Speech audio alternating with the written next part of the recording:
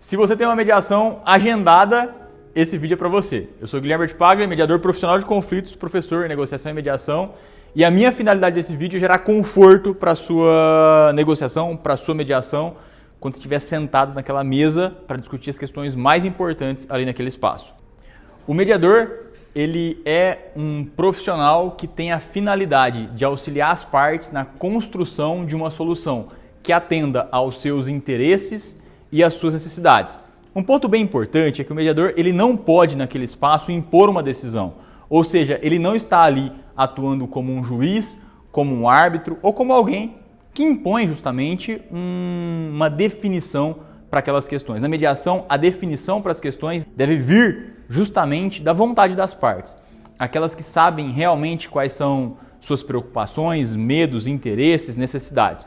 Vale dizer para você também que ao mediador se aplicam os mesmos motivos de impedimento e de suspeição que se aplicam aos juízes naquele caso concreto.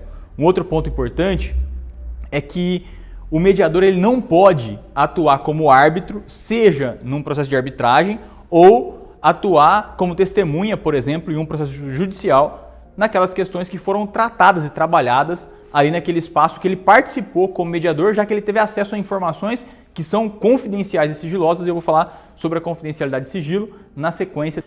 Ao mediador, compete auxiliar as partes numa análise das metas e interesses. Então você que vai para uma mediação, já começa a pensar aí quais são os seus interesses verdadeiros, quais são os motivos pelo qual você quer alguma coisa. As pessoas geralmente quando elas sentam para negociar, elas colocam aquilo que elas querem ali. Mas no final das contas eu e você sabemos que mais importa os motivos pelo qual a gente quer alguma coisa do que aquilo que realmente a gente quer. As nossas motivações nos movem. Tanto é que Viktor Frankl, um psicólogo que mudou a história do mundo, ele disse que quem tem um porquê enfrenta qualquer como. Compreender os nossos motivos, os seus motivos, vai te auxiliar significativamente na condução da sua negociação. Vale te dizer ainda que o procedimento de mediação ele é um procedimento informal, porque a gente não tem as formalidades ali de todo um processo judicial. A gente tem uma flexibilidade, por exemplo, organizando quem é que fala em que momento, e essa é uma vantagem do procedimento de mediação.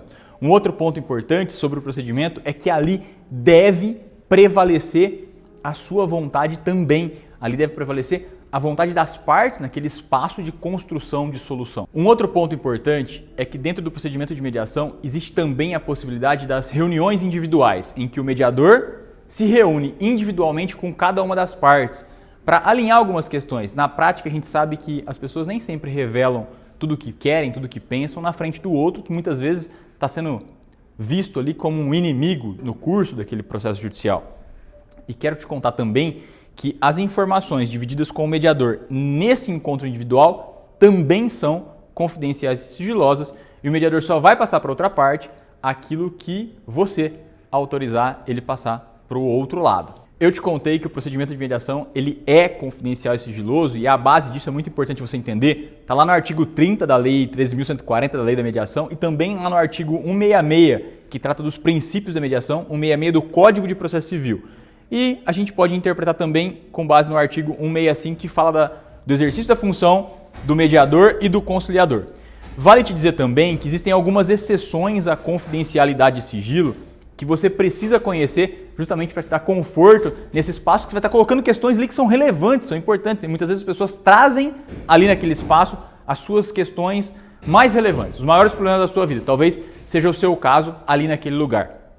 Quero te dizer que existe uma exceção à confidencialidade. Se for trazida ali naquele espaço de conversa uma informação de um crime de ação pública, essa informação ela não está abrigada pela confidencialidade.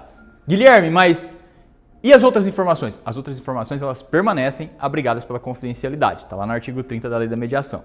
Quero te contar também que uma outra exceção à confidencialidade é quando as pessoas concordam que aquele procedimento não é confidencial e sigiloso. Naqueles casos, por exemplo, que aquelas informações trazidas precisam ser prestadas enquanto prestação de contas, por exemplo, por um conselho de uma diretoria, ou um conselho de deliberativo de uma empresa, por exemplo. Tá?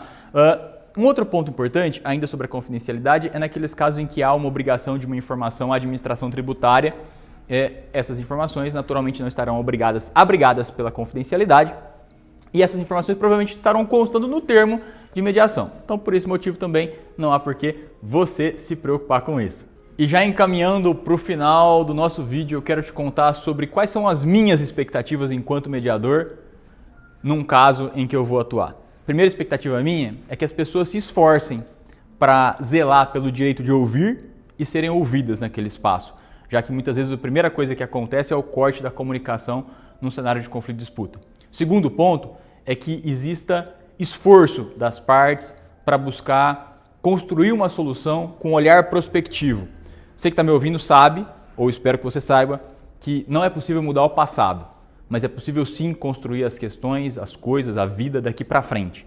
Então, é por esse motivo que o para-brisa ele é maior que o retrovisor e é por isso que na mediação também a gente adota uma visão prospectiva, ou seja, daqui para frente, o que é que nós vamos construir com relação a essa questão tratada aqui nesse espaço de solução de conflito. Eu, enquanto mediador, espero também que as pessoas naquele espaço de conversa revelem informações que imagina que o outro lado não entendeu adequadamente ou que não ficou claro em um ou outro momento de conversa, às vezes é uma conversa mais tensa que eventualmente tenha acontecido. Trazer essas informações para o mediador e para o outro lado nesse espaço também é muito produtivo.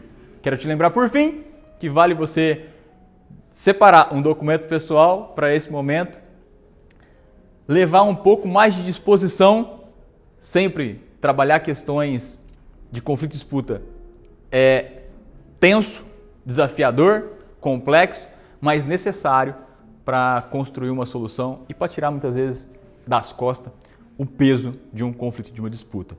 Eu desejo que você tenha muito sucesso na construção da sua solução. E por fim, encerrando efetivamente, quero dizer que nem sempre uma solução para um problema complexo é resolvida em uma reunião. Às vezes precisam 2, 3 ou mais reuniões. É muito comum que numa primeira reunião as pessoas não terminem um acordo ali, mas que elas deem alguns passos rumo a uma construção de um acordo.